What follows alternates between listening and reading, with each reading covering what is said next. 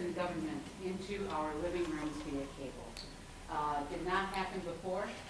He has really changed the conversation about politics in general.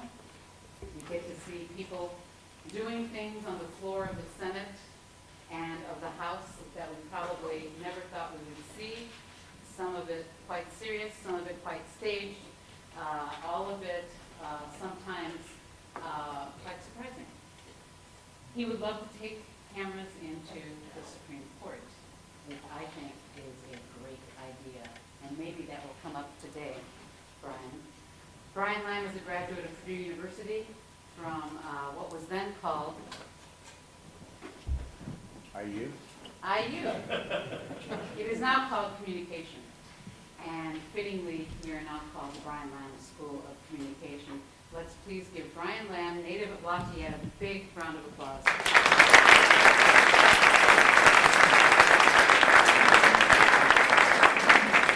This session is going to be live streamed to campus, and we welcome all of your questions, of course. Brian, over to you. Ambassador, thank you, but let me correct something you said, Okay. please. I love correcting Carolyn in front of her class. Oh, I know what you're going to correct. I didn't do what you said. Okay. It's important for you all to know that an industry did. A private industry, not a government industry. And it's called the cable television industry. It's just so important that people understand that I was involved in it from the beginning, but this took hundreds of people, which makes it a much more fun project because a lot of people had to help in the process or we wouldn't have been able to do this. One person couldn't do it. One person can't do anything as far as I'm concerned, except play the violin. And even then you need a good teacher. So yeah, it's just important. It's a private company. We're not a part of the government. And that is, you know, besides having been put together by an industry, that's an important thing for everybody to know. So put together by industry and being improved upon by industry, what are we looking at for the future of systems? Well, considering that we started with 8 hours a day on one channel and now have 3 channels and a radio station that can be heard nationwide, I think our industry's already improved on it. We started with 3 million homes that could see us, and now there are 100 million homes that can see us.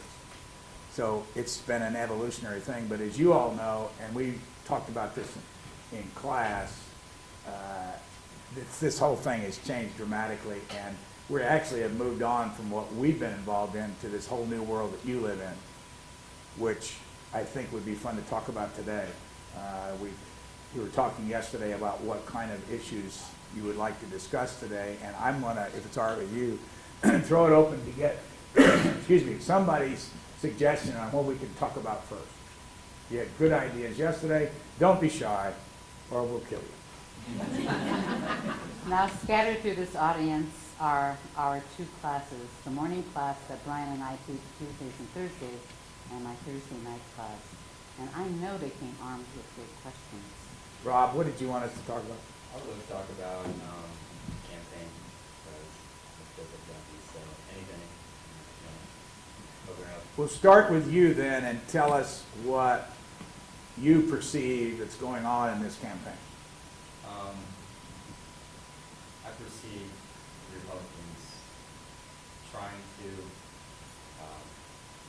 run a successful presidential campaign against Obama, but I think they're running against the poll hard factors really hard to, one, just get through a nomination process, and 2, to beat him in terms of president, no matter the situation. I know Alex has something to say about that. I would actually agree with most of what Rob said. I think I would also add that Republicans, as a way of taking a turn in using a lot of negative advertising against each other, it will be interesting to see how that plays out once we get past the nomination process. What do you think of negative advertising? I'm personally quite opposed to it. I think it distracts from issues. I think it distracts from politicians articulating the policies that they intend to make once they're in office. And I think it makes it really hard for a voter to vote for someone rather than against someone. Who else has an opinion on negative advertising? Everybody says they're against it, but they just keep on doing it. Chad? Speak unpopular opinion, but while negative ads aren't perceived well in the general public, as a political junkie, I personally don't have a problem with them.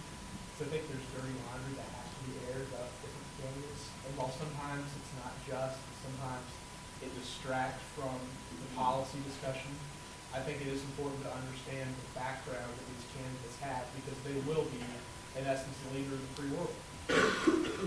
I'm not going to ask you what you want to do, but I do want to ask you this in a show of hands. How many in this room think that President Obama will be reelected in November? How many, that's rather significant, how many do not think he'll be reelected? Who wants to tell us why you don't think he'll be reelected? On that, by the way, I think that once Republicans get their act together and the issue in the general campaign becomes about, I guess, the policies and not about these small, I mean, running against the primary issues, there's very small differences between the Republican candidates, but as soon as we get, as soon as there's a Republican against Obama, I think they can make the contrast very clear. And I think it's going to, there to be growing more against Obama than, I think it's going to be less sure what his background was and what his policies are and what hasn't happened or what they think has happened. Who had their hand up that said they thought he was going to be reelected and wants to tell us that they are not supporting him? In other words, you're not voting with your emotions, Rob. Well, I voted for him last time, but I don't think I'll support him this time. I honestly, I said he'd probably be elected, but I'm not even sure because he used such a coalition to get elected last time that I think no matter the circumstances, it will be hard just to keep everyone happy in this coalition of different segments that voted for him last time. So. Anybody else who put your hand up said he'd be reelected but don't feel emotional about this? I'd love to hear your reason. Anybody give the reason. I don't care whether you're for or against me. Yeah, I mean, I think he'll get reelected, but it'll just be because, I mean, I think the Republican primary, they destroyed each other, and that's going to, for whoever comes out of the nominating process. Like when Barack and Hillary were going against each other, they were almost competing for senators voters, while Romney and Santorum were fighting for people for the free, right? So that's going to hurt them in the general election of independents. Just for talking purposes, let's say, and it's probably, I shouldn't do this, but let's just say that Mitt Romney is the candidate. And all other 8 candidates that ran against him and said all those wonderful things about him, all assemble somewhere together and say, we really love the guy.